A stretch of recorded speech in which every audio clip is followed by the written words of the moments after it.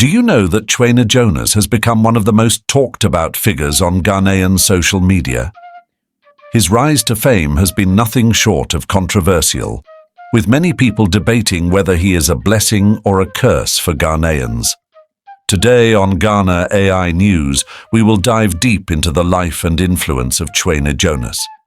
Is he truly fighting for the betterment of Ghana, or is he merely chasing social media views and money? Has his style, marked by insults and name-calling, become a model for many young Ghanaian content creators and bloggers, pushing them towards the same approach? We'll explore how his methods impact the nation, what people are saying about him, and whether his tactics are creating more division than progress. Let's start with the question on many minds. Is Twene Jonas a force for good, or is his constant barrage of insults a curse on Ghanaian society? On the one hand, Jonas highlights critical issues that have long plagued Ghana: corruption, poor infrastructure, and ineffective leadership. On the other hand, his approach, laced with offensive language, has alienated large portions of the population, including elders, traditional leaders, and politicians. Many Ghanaians, particularly the youth, have begun following his lead, believing that insults are the only way to demand change. Sadly, this has sparked a wave of young content creators and bloggers who, instead of promoting constructive dialogue, now rely on offensive and disrespectful tactics to gain views and clicks. Rather than focusing on real activism, these creators seem to be in the business of social media fame, prioritizing profits over meaningful change. The rise of Twene Jonas and his followers raises the question: are they really fighting for a better Ghana, or have they simply discovered a profitable formula in online controversy? Twene Jonas, a native of Ghana who migrated to the United States, has built his platform on criticizing what he perceives as the inefficiencies and corruption in his home country. His content contrasts life in the US with life in Ghana, portraying America as a land of opportunity and effective governance, while Ghana, in his view, is riddled with dysfunction. It was a simple analysis on what Krana and enough for Granny say Kaya Watamuku Kumunipo. And yet, who pentota with Jimmy Seta, and then Winnim said Medisa Fuema Kumunipa. Now the Jimmy Abema won, would you Jimmy was sorry no be bashing this week, ya? I'm a better kwambe fast when Yeska, I will be a baby a better and Yeska. Jonas has become famous for his catchphrase, "The system is working in America," which he uses to drive home his criticism of Ghanaian leadership and governance. His ability to boldly address topics that many others avoid has earned him a massive following, particularly among young Ghanaians who feel frustrated with the country's slow pace of development. But what really sets him apart is his use of harsh, often vulgar language to drive home his points, an approach that has made him both famous and infamous. Twene Jonas's approach has earned him both praise and condemnation, particularly because he does not spare anyone in his critiques. From political leaders to traditional kings and religious figures, Jonas has insulted almost every influential figure in Ghana. For example, he has called out President Nana Addo Dankwa Akufo-Addo, accusing him of incompetence and corruption. He has similarly targeted former President John Dramani Mahama, branding him a failure.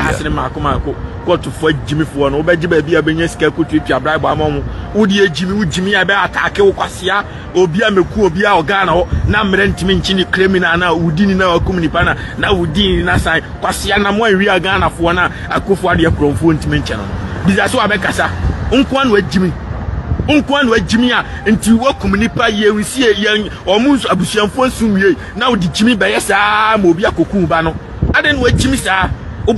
But it's not just political leaders who have faced his wrath. Traditional rulers, like the revered Otumfuo Osei Tutu II, Asante Hene of the Ashanti Kingdom, have also been lambasted by Jonas. In one instance, he accused traditional leaders of doing little to improve the lives of their people, despite holding significant influence and power. Domahini ni nyansa cha asantehini. Mupa munsu anyama sammedia, I will speak the truth. Because we are here now, Chronomu, Emu say, Chronomu, Emu can, a chrono, no chrono say, now we start a high private jet. $30,000 to $20,000 to $40,000 per hour. This is a particularly sensitive issue in Ghana, where kings and chiefs are held in high esteem, and criticism of them can be seen as an affront to the nation's cultural heritage. Even pastors, who are seen as spiritual leaders in Ghana, have not been spared. Jonas often accuses them of exploiting their congregations for financial gain while failing to use their influence to drive social change. He claims that religious leaders enrich themselves at the expense of their followers, offering false hope instead of practical solutions to life's challenges. Jonas's method of critique, using insults and derogatory language, has undoubtedly made waves, but it has also sparked a troubling trend. Many young Ghanaians who look up to Jonas have begun to mimic his style.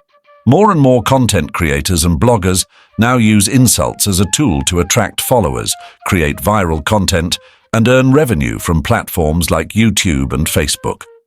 While Jonas's critiques may have started with the noble goal of holding leaders accountable, the new wave of social media influencers seems to be more interested in personal gain than national progress. Instead of fostering intelligent debate or pushing for policy changes, they use controversy and disrespect as their primary tools for gaining attention. In the process, the line between activism and entertainment has become blurred, with insults replacing meaningful discourse. It is important to acknowledge that beneath the harsh words and insults lies a man who genuinely seems to care about Ghana's future. Twene Jonas highlights real issues that need attention: corruption, mismanagement, poor infrastructure, and the lack of opportunities for the youth. These are issues that have long been neglected, and Jonas has managed to bring them to the forefront of public discourse. His constant comparison between the systems in the United States and Ghana has opened the eyes of many Ghanaians to what is possible when a government prioritizes the welfare of its citizens.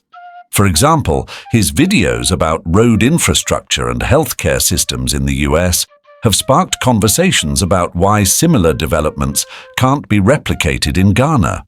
Moreover, his call for accountability has resonated with many young people who are tired of waiting for change. His message has empowered a new generation of Ghanaians to speak up and demand better from their leaders. In that sense, Jonas's influence has been positive, as he has helped ignite a sense of urgency and activism in a country that often feels stagnant. However, Jonas's approach has caused significant damage as well.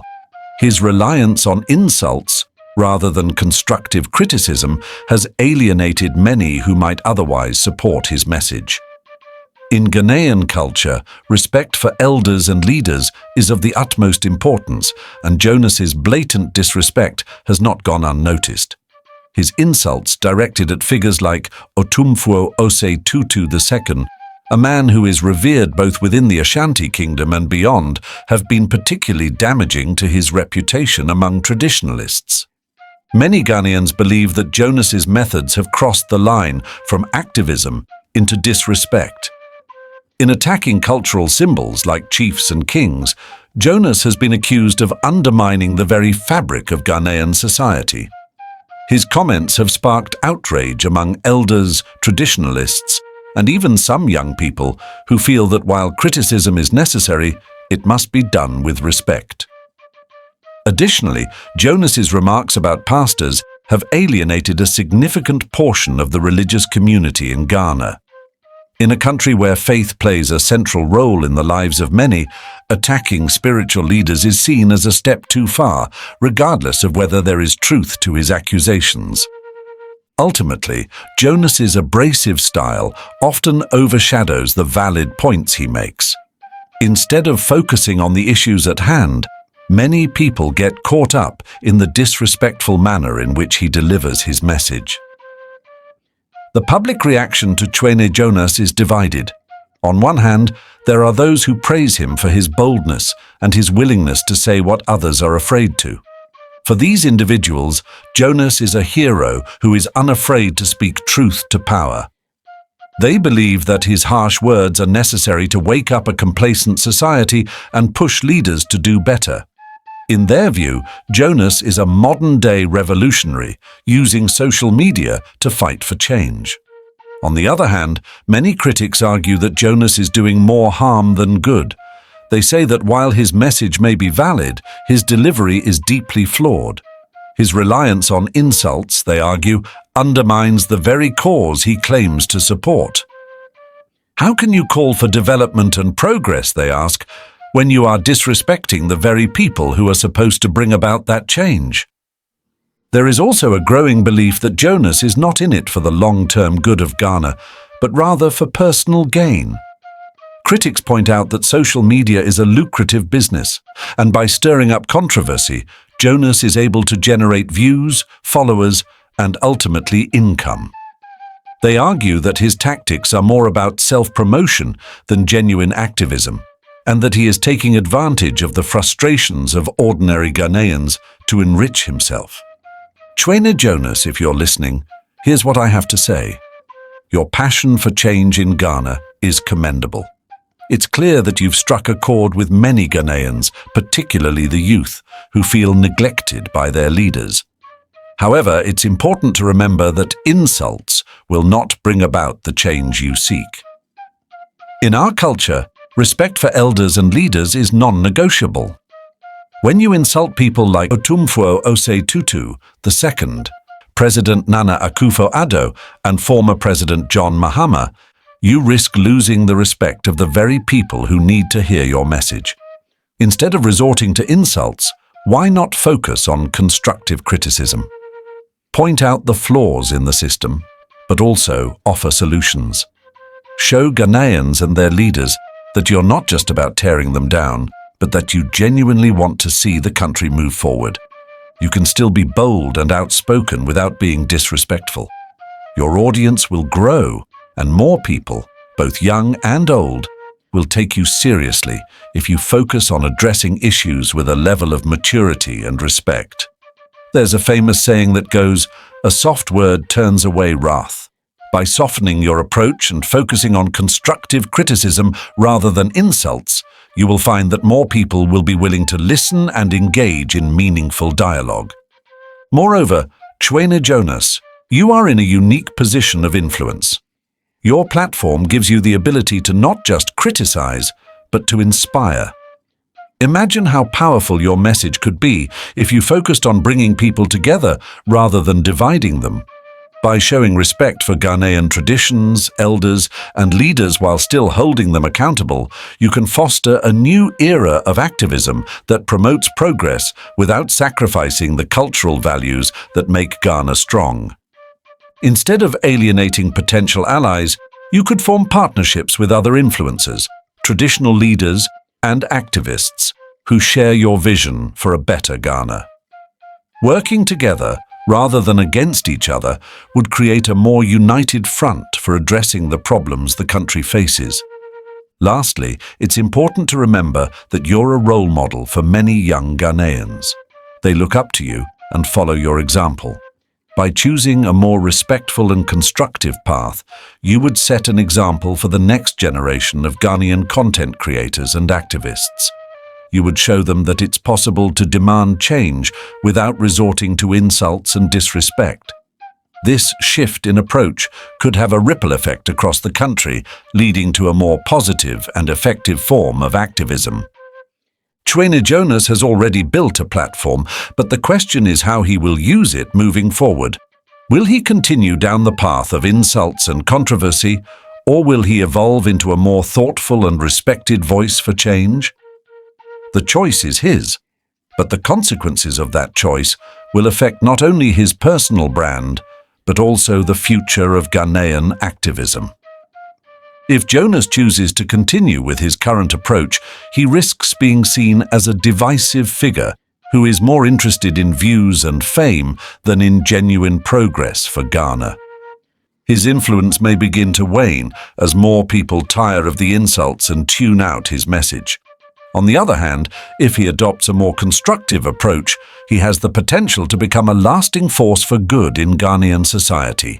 A leader who can unite the people in their shared desire for a better future.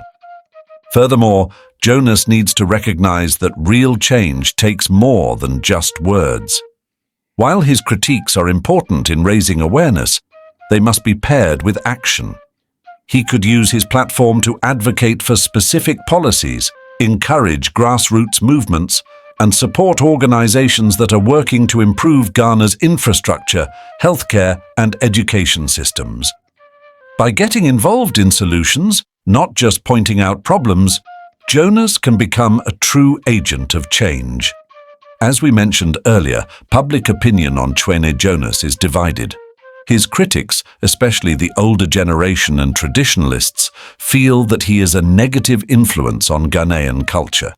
They believe that his disrespectful approach undermines the values of respect and honor that have been passed down through generations. Some even argue that his attacks on cultural figures like Otumfuo Osei Tutu II are an affront to the very identity of the Ashanti people and the broader Ghanaian society. On the other side, Jonas's supporters, largely made up of younger Ghanaians, see him as a voice for their frustrations. They believe that his harsh words are necessary to wake up the country's leadership, who they feel have been complacent for too long. To them, Twene Jonas represents the boldness needed to bring about real change. They argue that while his delivery may be unconventional, the issues he raises are too important to be ignored. Some of his most ardent followers have even adopted his style, with many young content creators and bloggers now using insults as their primary form of communication. They see it as a fast track to gaining views, followers, and revenue on platforms like YouTube and Facebook. This shift in online content is a worrying trend because it encourages sensationalism over substance. Instead of promoting thoughtful debate or meaningful solutions, the focus is on creating controversy for the sake of clicks. As we move forward, it's crucial to address the broader issue that Jonas has helped bring to light: how we engage in activism and social commentary in the digital age. In the age of social media, where attention spans are short and sensationalism is rewarded, it's easy to see why insults and controversy have become popular tools. But as we've seen with Twene Jonas, while these tactics may bring short-term attention, they can also limit the long-term effectiveness of the message. For young content creators and activists who are following in Jonas's footsteps, there's a valuable lesson to be learned. True change comes not from tearing people down, but from building people up. Criticism is necessary in any society, but it should be delivered in a way that encourages growth and improvement rather than causing division and resentment. Activism should be about more than just gaining views and followers. It should be about making a real difference in people's lives. To do that, we need to return to a culture of respect for our leaders, our traditions, and each other. By doing so, we can foster an environment where real progress is possible. In conclusion, Twene Jonas has had a significant impact on Ghanaian society. His boldness and willingness to speak out against corruption and mismanagement have earned him both praise and criticism. While his message is often valid, his method of delivering it through insults has alienated many and created a culture where disrespect is seen as the norm. As we've discussed today, Jonas is at a crossroads. He can continue on his current path, which may bring short-term success, but ultimately alienates large segments of society.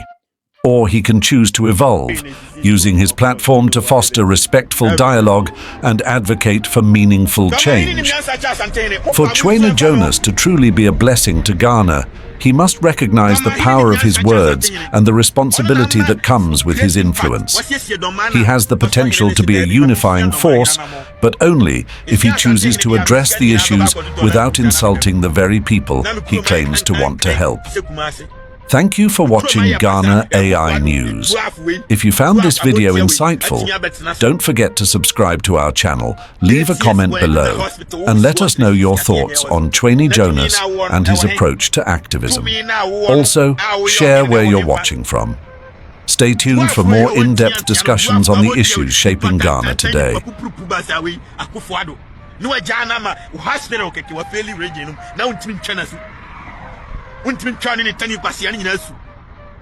Achimni abua ni tani abua no bia pen baby mfa basiafo mienu de I said you musi chire Ghana kom sise sika ni na de afro private jet mwa ene mu jimi ntima be jimi asante hene asante fo obre no ono disika ni te private jet na ai abonofo amusi amajimi no be fo abonofo amu yankwasiafo no